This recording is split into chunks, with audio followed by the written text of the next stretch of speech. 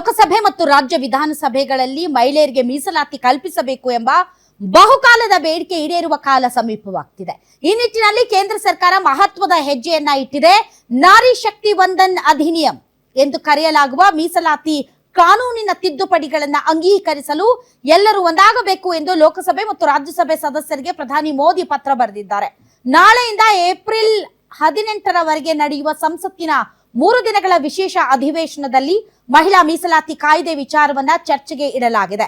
ಮಹಿಳಾ ಮೀಸಲಾತಿಯನ್ನ 2029ರ ಲೋಕಸಭಾ ಚುನಾವಣೆಯಿಂದಲೇ ಜಾರಿಗೆ ತರಲು ನಾರಿ ಶಕ್ತಿ ವಂದನ್ ಅಧಿನಿಯಮದಲ್ಲಿ ಬದಲಾವಣೆಗಳ ಅಗತ್ಯ ಇತ್ತು.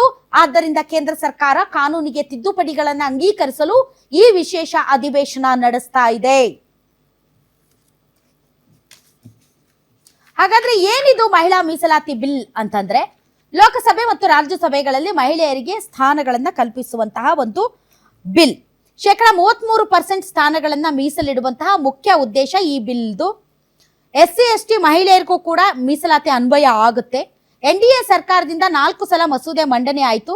1998ರಿಂದ 2003ರ ನಡುವೆ ಸುಮಾರು 4 ಬಾರಿ ಸಂಸತ್ನಲ್ಲಿ ಈ ಒಂದು ಮಸೂದೆ ಮಂಡನೆ ಆಯಿತು. ಆದರೆ ಪಕ್ಷಗಳಲ್ಲಿ ಒಮ್ಮತ ಇಲ್ಲದೆ ಇರುವಂತಹ ಕಾರಣ ಅಂಗೀಕಾರ ಆಗಲಿಲ್ಲ.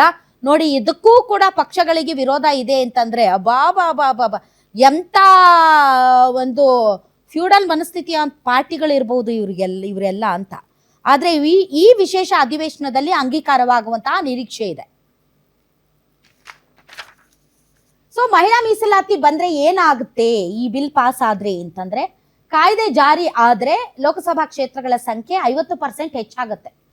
ಪ್ರಸ್ತುತ 543 ಸ್ಥಾನಗಳು 816 ಸ್ಥಾನಗಳು ಏರಿಕೆ ಆಗುತ್ತೆ.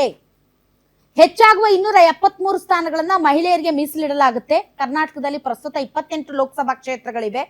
ಕಾಯ್ದೆ ಏನಾದ್ರೂ ಜಾರಿಗೆ ಬಂದ್ರೆ ಅವುಗಳ ಸಂಖ್ಯೆ 42ಕ್ಕೆ ಏರಿಕೆ ಆಗುತ್ತೆ.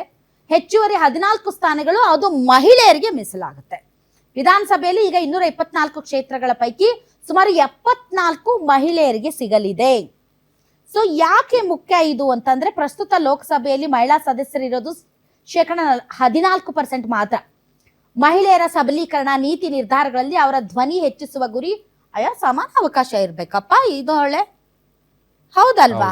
ನಾವು ಕೂಡ ಸಮಾನ ನಾಗರಿಕರಾದ್ದರಿಂದ ನೀತಿ ನಿಲುವುಗಳನ್ನ ಕಾನೂನುಗಳನ್ನ ರಚಿಸುವ ಸಂದರ್ಭದಲ್ಲಿ ಪುರುಷರಷ್ಟೇ ಮಹಿಳೆಯರಿಗೂ ಕೂಡ ಧ್ವನಿ ಇರಬೇಕು. ಆ ಧ್ವನಿಯನ್ನ ಹೆಚ್ಚಿಸುವಂತಹ ಗುರಿ. ಈಗಾಗಲೇ ಲಕ್ಷಾಂತರ ಮಹಿಳೆಯರು ಪಂಚಾಯತ್ ಸ್ಥಾನಗಳಲ್ಲಿ ಸಕ್ರಿಯರಾಗಿದ್ದಾರೆ. ಅವರೇ ಅತಿ ಹೆಚ್ಚು ಹಂಗ್ ನೋಡಿದ್ರೆ.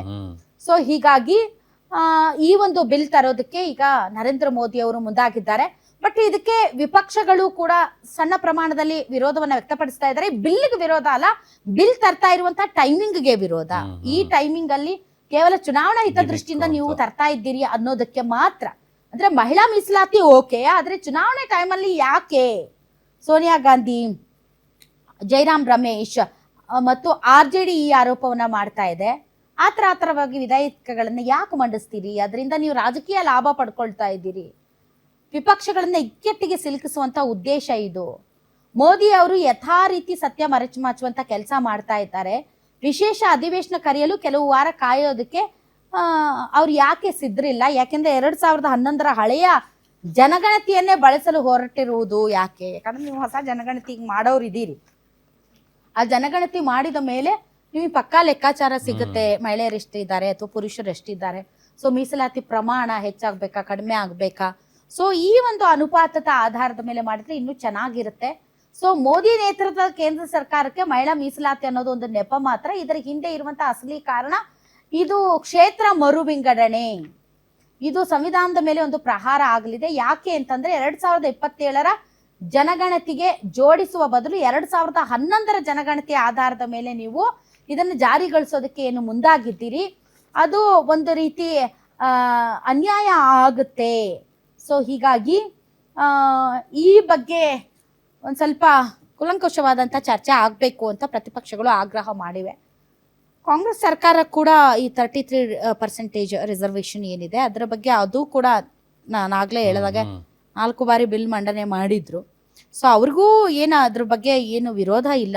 ಬದಲಾಗಿ ಟೈಮಿಂಗ್, ಇದರಿಂದ ಮೋದಿ ಅವ್ರಿಗೆ ರಾಜಕೀಯ ಲಾಭ ಆಗುತ್ತಾ ಅಂತ ನೀವು ರಾಜಕೀಯ ಲಾಭ ಪಡ್ಕೊಳ್ಳಿ, ಯಾರು ಬೇಡ ಅಂದ್ರು. ಕನ್ವಿನ್ಸಿಂಗ್ ಪವರ್, ನೀವು ಬಹುಮತವನ್ನ ಪಡೆದು ಸರಳ ಬಹುಮತದಿಂದ ಎಲ್ಲ ಬಿಲ್ಗಳನ್ನ ಪಾಸ್ ಮಾಡಿ ತಿದ್ದುಪಡಿಗಳನ್ನ ಅಂಗೀಕರಿಸಿ ಮುಂದಕ್ಕೆ ಹೋಗೋದಾದರೆ ಅದನ್ನೇ ಚುನಾವಣಾ ಮತ್ತು ರಾಜಕೀಯವಾದಂತ ಸ್ಟ್ರೆಂತ್ ಅಂತ ಅನ್ನೋದು. ಮೋದಿ ಅವರಿಗೆ ಆ ಸ್ಟ್ರೆಂತ್ ಇದೆ, ಜನ ಅವರಿಗೆ ಆಶೀರ್ವಾದ ಮಾಡಿದ್ದಾರೆ ಮತ್ತು ಅವರು ಎಲ್ಲರನ್ನು ಮನವೊಲಿಸಿ ಇದನ್ನ ತರೋದಕ್ಕೆ ಹೊರಟಿದ್ದಾರೆ. ತರಬೇಕಾಗಿರೋದು ತುಂಬಾ ಇಂಪಾರ್ಟೆಂಟ್. ಕ್ರೆಡಿಟ್ ಯಾರು ಬೇಕಾದ್ರೂ ತಗೊಳ್ಳಿ, ಒಳ್ಳೆ ಕೆಲಸ ಮಾಡಿ ಕ್ರೆಡಿಟ್ ತಗೊಳ್ಳಿ, ಹೌದಲ್ವಾ?